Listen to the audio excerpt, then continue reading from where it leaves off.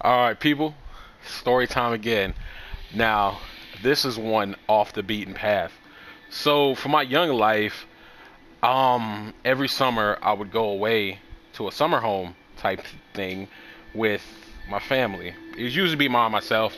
My cousins would be there, and my aunt, my uncle, and they would watch us, and we would have a good time. So, it was their house out there. So, the location was Titusville, Pennsylvania, small town. But I swear I loved every moment I was there. So one summer, this is like right after my cruise where I started dating that girl Brianna. So I get there and I'm just hanging out with my cousin Steven, Bobby, Matt, Tilly, Aaron, Brianna. So, you know, the age discrepancy is huge when it came to us. Like Bobby was in his 20s, Steve was like a senior in high school, Tilly was a senior in high school, Brianna was a senior in high no, Brianna was a sophomore in high school. So Brianna and Tilly were both sophomores. Aaron was like 4 years younger than me. So Aaron's around 10 years old. So I get there, it's the usual thing. It's since with it being a small town, all we do was like walk around, ride bikes, and engage in small town shit. And coming from a big city to a small town, you would think, oh, he wouldn't like it. You're a city boy. Hell no, I loved being out there because everything was so close, and then you could do stuff other than just like sit around the house. So a lot of the times we would just leave. Like we'd wake up, my aunt, she'll be like, breakfast is ready. We'll all go down, eat. Like she cooked everything, like everything you could think of. She would make that for breakfast, and then she'll spend the rest of the day cooking lunch and like dinner. And this shit was like the best, yo. Like no lie, it was pretty awesome.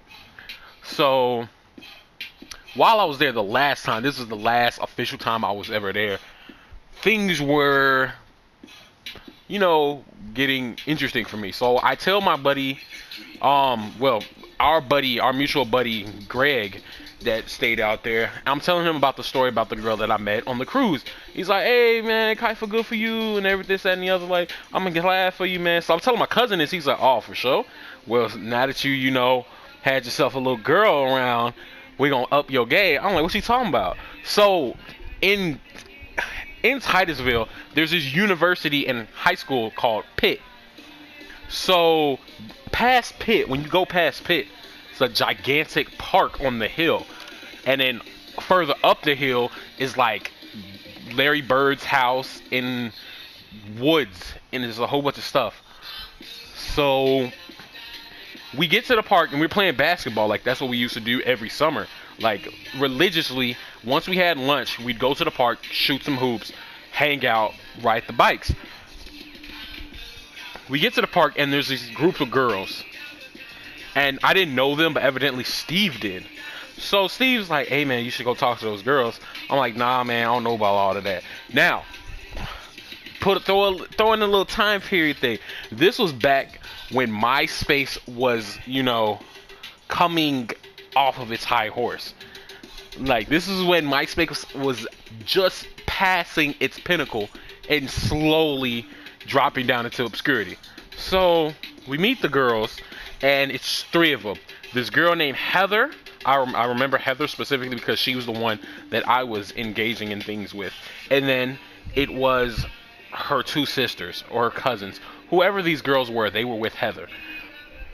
Now, it's just, but our buddy went home, so it's just me, my little cousin Aaron, my oldest cousin Steve, my older cousin Bobby. Now, Bobby tells Aaron, go home. So Aaron gets an attitude, so Steve, since Steve's his big brother, Steve starts calling him his little nickname that he hates. He's like, Pud, go home. Like, go home now, or I'm going to punch you in your throat. Now, Steve will legit punch him in the throat, but it would be like a brother punch. He wouldn't, like, full force, clack how, him in the throat. Like, that'd be like child abuse. So, Aaron goes home.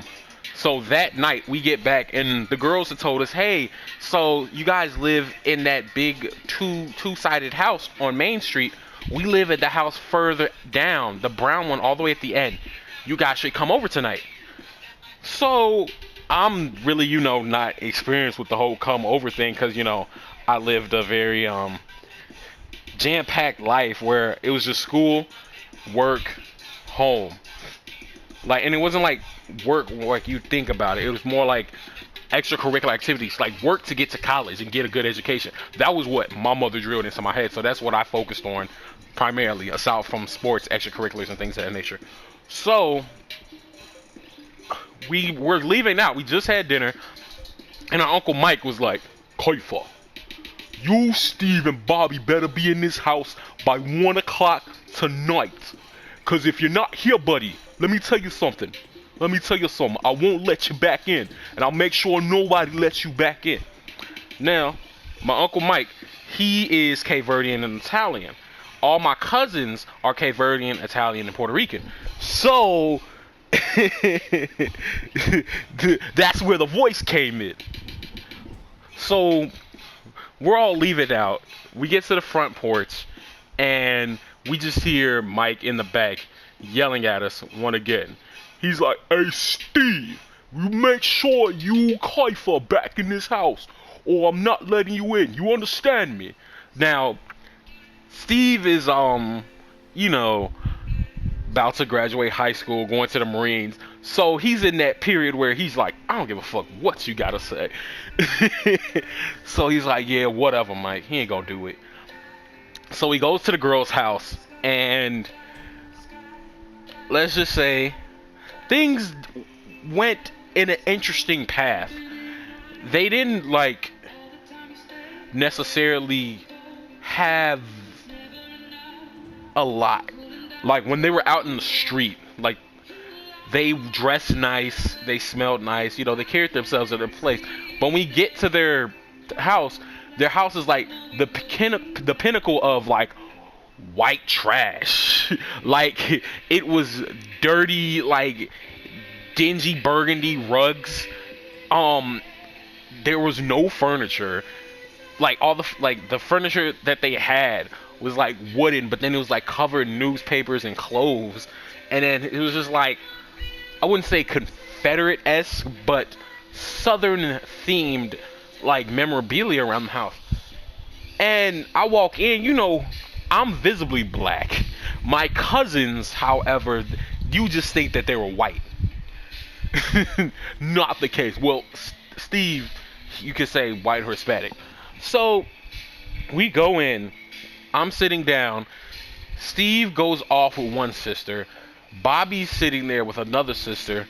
And I'm just there with Heather. And she was like, hey, do you want to go outside? I'm like, sure, why not? So we go outside. And now this is Pennsylvania in the summer, in July. So the weather is freaking nice. So I'm over there in shorts and a t-shirt, just because I'm like, okay, we about to get back.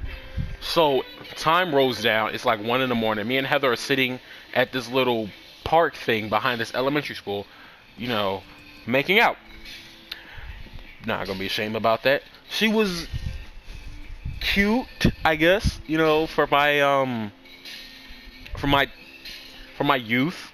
I don't know how to say it. She was attractive then, is what I'm trying to say.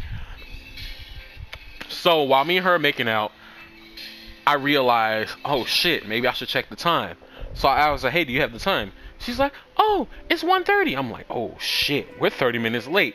So I go inside. I'm like, hey, Steve, I think we need to head back. He's like, what time is it? 1:30. He's like, oh, fuck it. So we get back to the house. So we walk back down the street to our place, and we're trying to open the door. All the doors are locked. They're deadbolted. I'm like, fuck. Steve, use your key. He's like, I can't because it's deadbolted. I'm like, damn. Okay. So we go to the window and we're yelling up, Tilly, because Tilly's my cousin and Steve's younger sister. Tilly, open the door. And we're right under her window. She's like, Dad told me not to open the door. And Steve's like, Tilly, if you don't open this door, I'm gonna punch you in the throat. So I don't know why, but my cousin, he had like an infatuation with punching people in the throats. I was like, yo, Steve, chill out, yo, it's not that serious. Well, he's like, no, Tilly, open the door. And she's like, no, and she closes the door. So Tilly shares a room with my cousin Brianna. So then Steve starts yelling, Brianna, Brianna, open the door. Brianna's not opening the door for nothing. Not a thing, not a damn thing. She's looking down. Like, she's in the window looking down at us. No, Dad said not to open the door. I'm like, what the fuck are y'all doing? And I'm like, I'm cold. So that we were like, okay, Aaron. So, Pud! We start yelling, Pud! Open the door. And then out of nowhere, here comes Mike. You thought I was joking, huh, buddy? Kiefer. You, Steve, Bobby, y'all can sleep in the van tonight. Y'all want to be out there, y'all can stay out. So, in true, Italian father patriarchy, I'ma teach y'all badasses a lesson. Y'all not coming in the house tonight. So my aunt isn't there. Like, my aunt left with my mom's to go to Rhode Island or whatever. I don't know why she left. So she left us in the more than capable hands of Michael Marchand. Now I love my Uncle Mike. I love him. He's an awesome person. So that night we're just sitting out there like, shit. What do we do? How about this? Why don't we go back to the girl's house? Bobby, hell no, I'm not going over. That place was dirty as hell. They white. Bobby is the most whitest person you'll ever meet out of the group. And he's like, hell no, like that white trash ass house, I'm not going back there. I just started busting up laughing. So I'm like, Bobby, those are your people. He's like, shut up, Kiefer. Okay, I've been saying that a lot. Kiefer is my family name. That's what everybody calls me that is related to me or, close. So, girlfriends. Like, if you had a 10 year as my girlfriend and we ended on good terms, you can still call me it. I don't care. Back to the story. So, while we are, trying to figure out what the hell we're going to do, we remember him say, y'all can sleep in the van. Now, our Uncle Bobby, yes, Bobby's a junior. It gets better. So Uncle Bobby has a van because he does like carpeting out there. So we see the van's open. I was like, okay, he did say we can go use the van. Fuck it, we'll go use the van. So it's a big, long, red ass like van. It's like the one of those I'm about to kidnap your daughter type van, yo. And there's no seats. It's only the driver's seat and the passenger seat. Everything else, the seats have been taken out. And it's just like a cot in the back and then rolls of carpet. So we're like, shit, if this is where we're going to sleep, we're going to have to figure it out.